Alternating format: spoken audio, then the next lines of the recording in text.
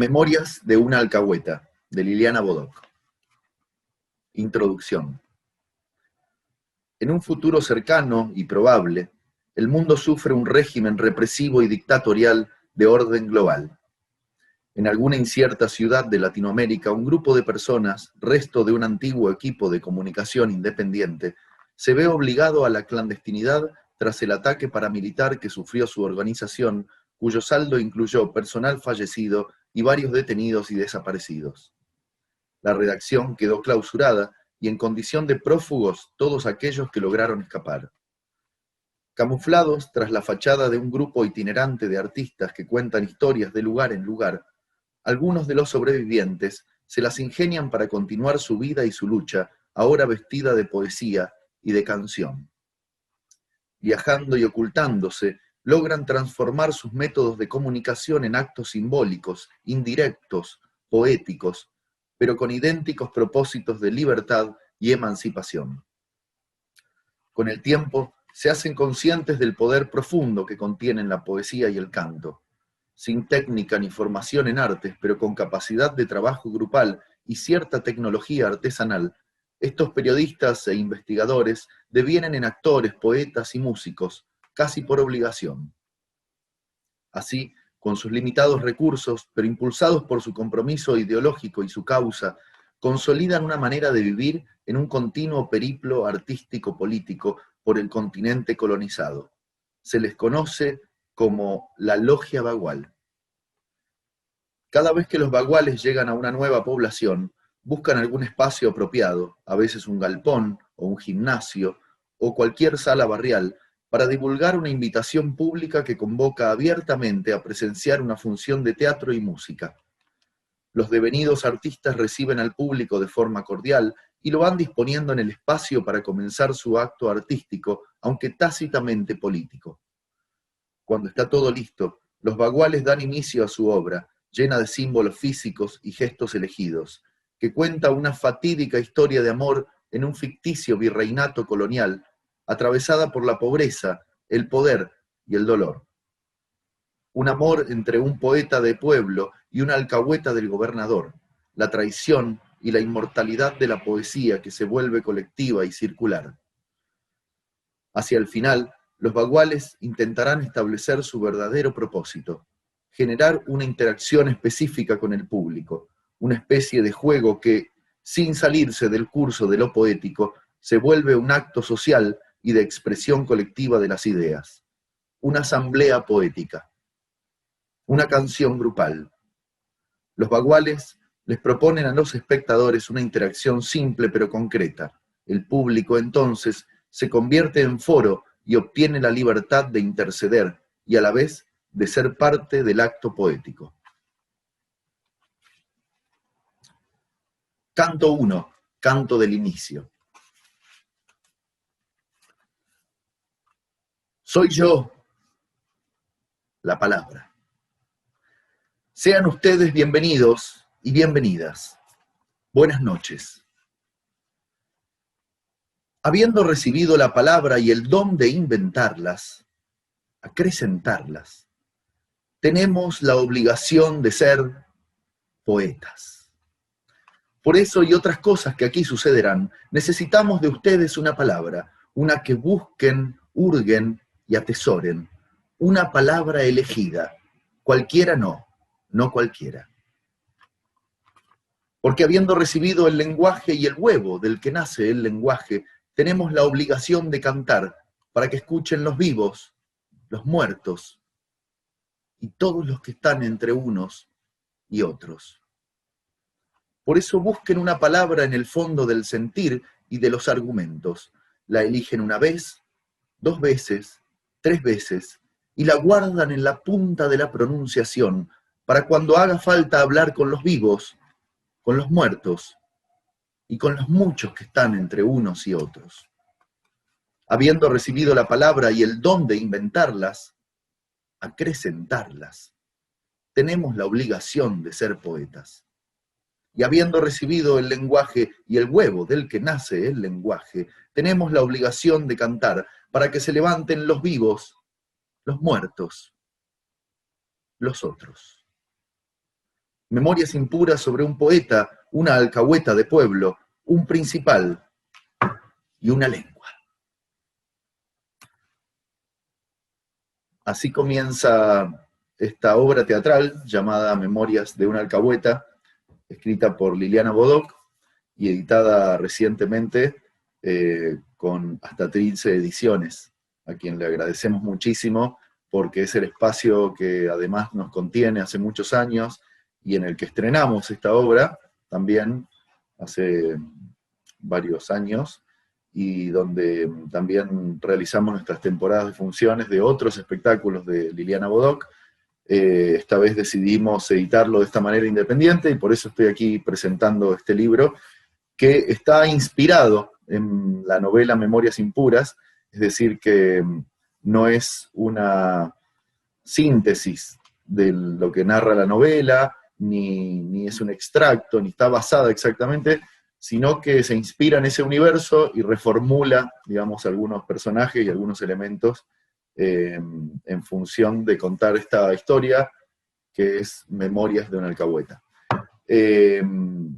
Para acercarles un poquito cómo surgió esta obra, les voy a leer un fragmento del prólogo que tuve el honor de escribir para esta edición, y que habla un poco de cómo se gestó esta obra.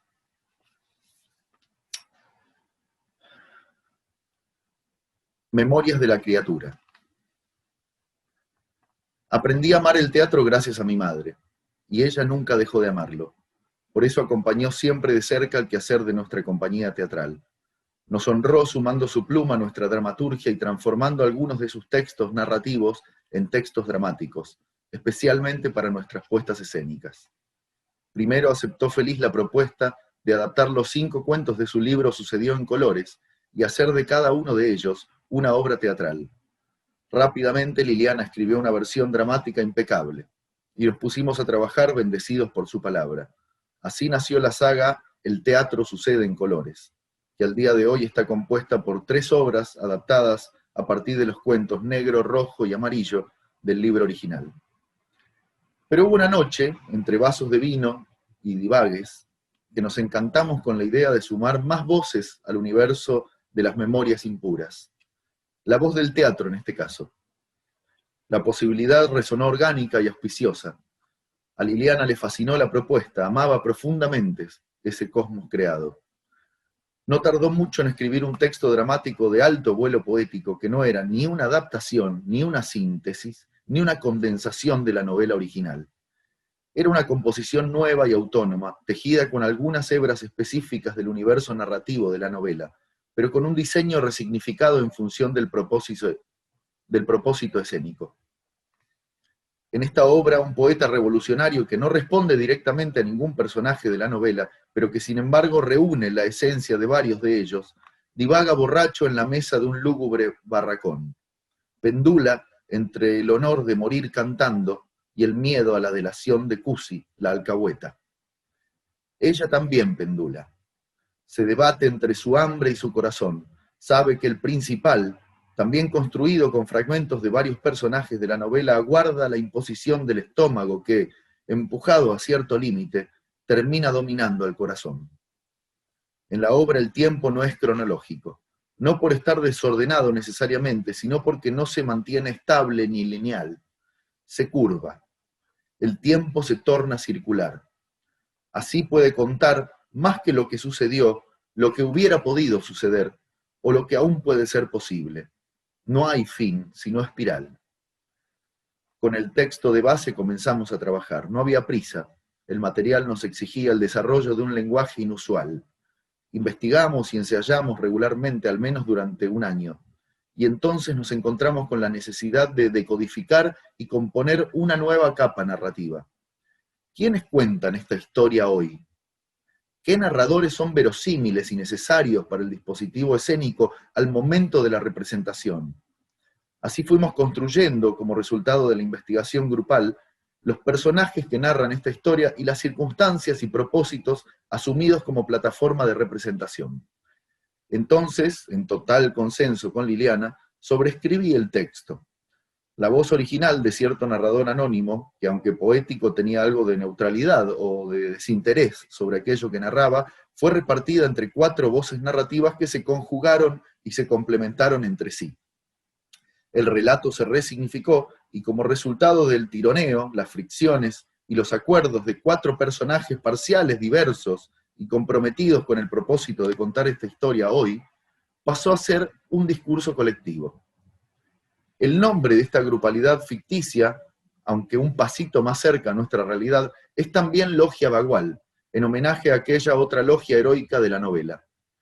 Y no conformes con esa superposición de capas narrativas y semánticas, decidimos estrenar la obra, cuando llegó el momento, renombrando a nuestra compañía también como la Logia Bagual, intentando así deconstruir todos los límites posibles entre la realidad y la ficción, de manera tal que una y otra puedan influenciarse y transformarse mutuamente en todo su potencial.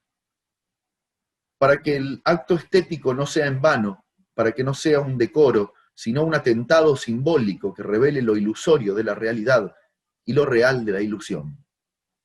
Eso fue lo que sucedió cuando se hizo carne esta obra de Liliana Bodoc, Memorias de una alcahueta, vástago inesperado de la novela, gestado a partir de una voluntad colectiva. Bueno, esto que les leí es un poco para acercarles bueno, al proceso de creación de esta obra tan particular que atravesó por un montón de instancias estéticas, creativas, y en todas ellas fue colectivo, digamos, el trabajo. Porque Liliana siempre, aún escribiendo sola en su escritorio, lo hizo con una conciencia colectiva muy profunda, sino cuando fue concretamente colectiva, como en muchos casos, en muchas de sus obras, y sobre todo en la interacción con nuestra compañía teatral Tres Gatos Locos, con la que estrenamos esta obra. Así que bueno, los dejo con esta inquietud. Para adquirir el libro pueden entrar a la página web de Hasta Trilce Ediciones, y ahí tienen todos los medios de adquisición del libro. Bueno, solo agradecerles que me hayan acompañado hasta aquí, agradecerle muchísimo a la Feria del Libro de Mendoza, y por supuesto agradecerle infinitamente a mi madre, a Liliana, que nos dejó un legado que nos trasciende, que no nos pertenece como una cuestión de derecho, de autoría, sino mucho más allá. Nos pertenece como sociedad, como pueblo, como familia también, y bueno, por eso estoy aquí, cumpliendo con mi legado, feliz, orgulloso de estar editando más de la palabra de Liliana Bodoc. Muchísimas gracias.